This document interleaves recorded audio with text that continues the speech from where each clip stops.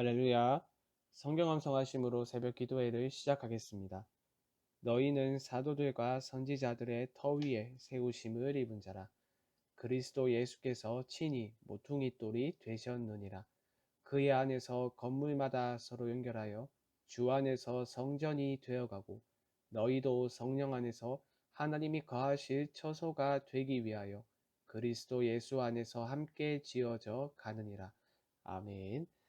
하나님의 말씀은 잠언 31장 1절에서 9절까지의 말씀입니다.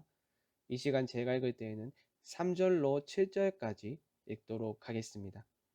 내 힘을 여자들에게 쓰지 말며 왕들을 멸망시키는 일을 행하지 말지어다.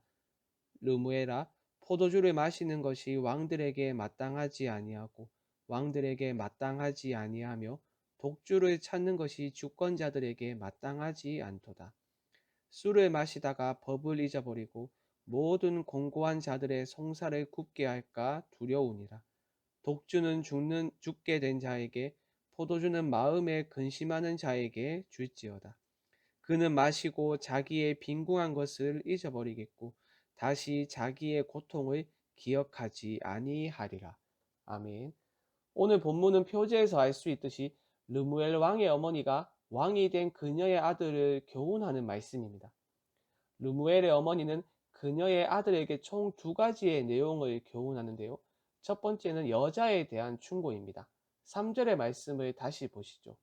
내 힘을 여자들에게 쓰지 말며 왕들을 멸망시키는 일을 행하지 말지어다.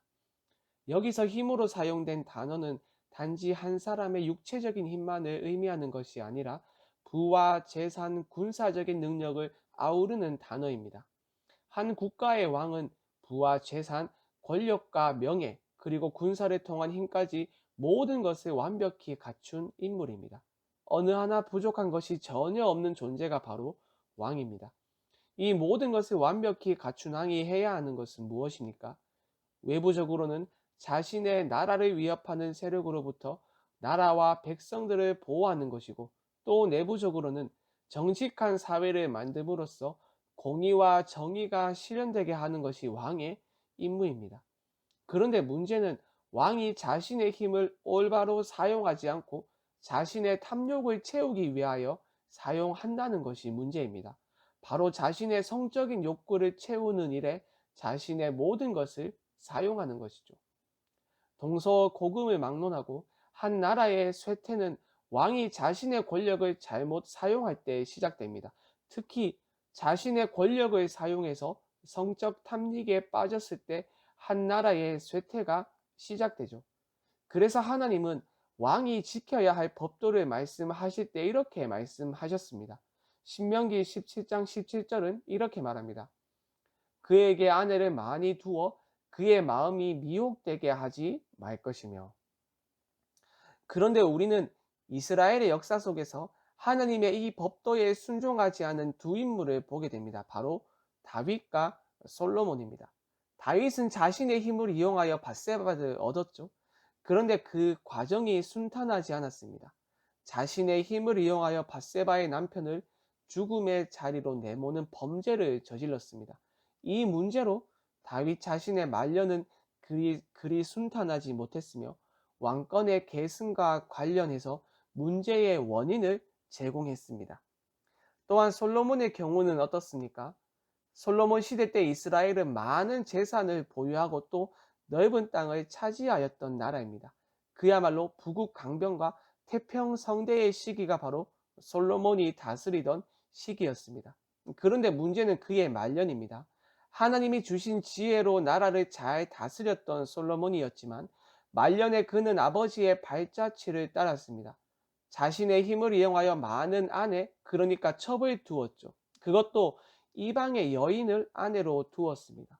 이것은 이방의 신들을 이스라엘로 들어오게 하는 계기가 되었고 결국 이스라엘이 남과 북으로 분열되는 원인이 되고 말았습니다. 이러한 역사적 사건들을 보았을 때 여자에게 힘을 사용하는 것이 왕들을 멸망시키는 일이라고 말한 본문의 의미가 무엇인지 알 수 있습니다. 사랑하는 여러분, 본문이 말한 성적인 문제를 왕 한 사람 또는 지도자 한 사람에게만 국한해서 생각하는 것이 아니라 넓게 생각하여 우리에게도 적용해 볼까요? 지위고하를 막론하고 또 남자와 여자를 떠나 성적인 유혹은 항상 있습니다. 그리고 유혹을 떠나 자신이 소유한 힘을 이용하여 적극적으로 성적인 욕망에 탐닉하는 경우를 우리는 쉽게 볼 수 있습니다. 그리고 그 결과는 항상 비참합니다. 개인의 삶과 신앙은 물론이고 그로 인하여 가정이 깨어지는 것을 우리는 쉽게 볼 수 있습니다.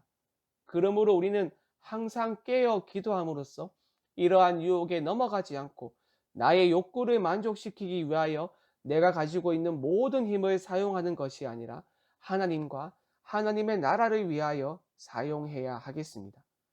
또한 어머니의 두 번째 충고는 술 취하는 것에 대한 경고입니다. 이어지는 말씀을 보시면 르무엘의 어머니는 왕에게 술 취하는 것을 경고합니다. 4절의 말씀을 보시죠. 르무엘아, 포도주를 마시는 것이 왕들에게 마땅하지 아니하고 왕들에게 마땅하지 아니하며 독주를 찾는 것이 주권자들에게 마땅하지 않도다. 술을 마시는 것이 왕과 주권자에게 마땅하지 않음을 강조합니다.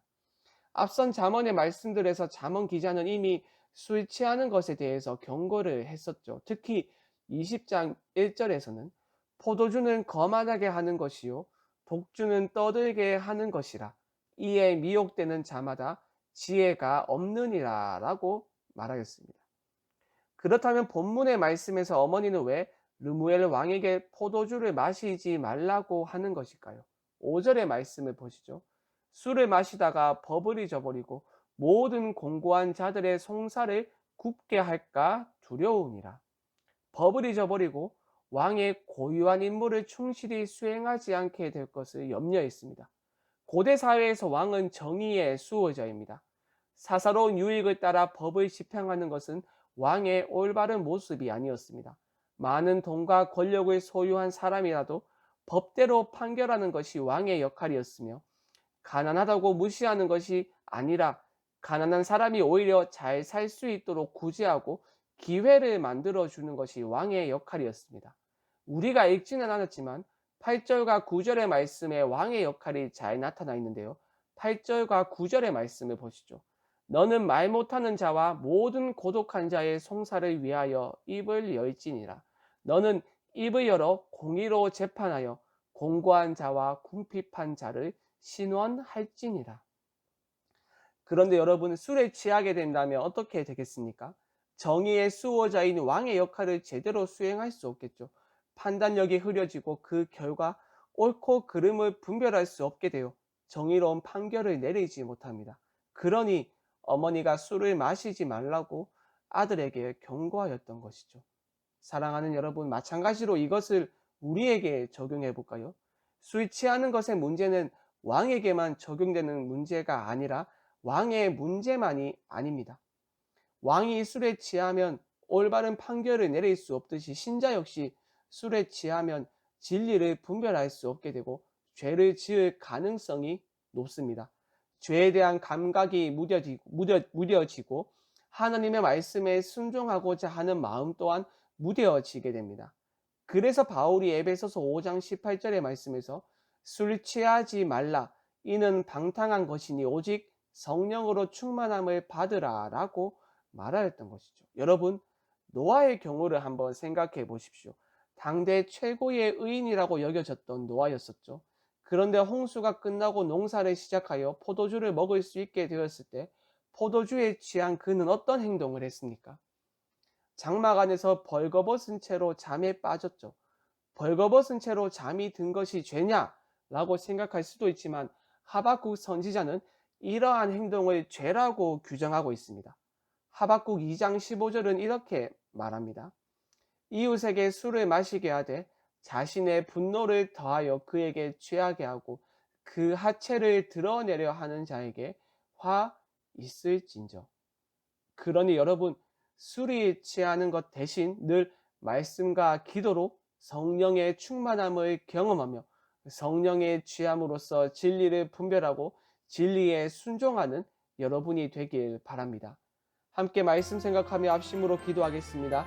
하나님 성적 유혹에 넘어가지 않도록 우리의 마음을 지켜주시고, 특별히 술에 취함으로써 진리를 분별하지 못하는 것이 아니라 말씀과 기도로 성령의 충만함을 경험하는 저희들이 되게 하여 주시옵소서. 화요일은 장년부와 양육가정을 위하여 기도하는 날입니다. 말씀과 기도를 통하여 거룩의 능력을 회복하는 성도들이 되게 하여 주시옵소서. 또한 리더들이 예수 그리스도의 심장으로 영혼들을 섬기게 하여 주시옵소서. 마지막으로 코로나 사태를 속히 종식시켜 주시옵소서. 이 일을 통하여 한국교회가 다시 복음으로 돌아가게 하여 주시옵소서.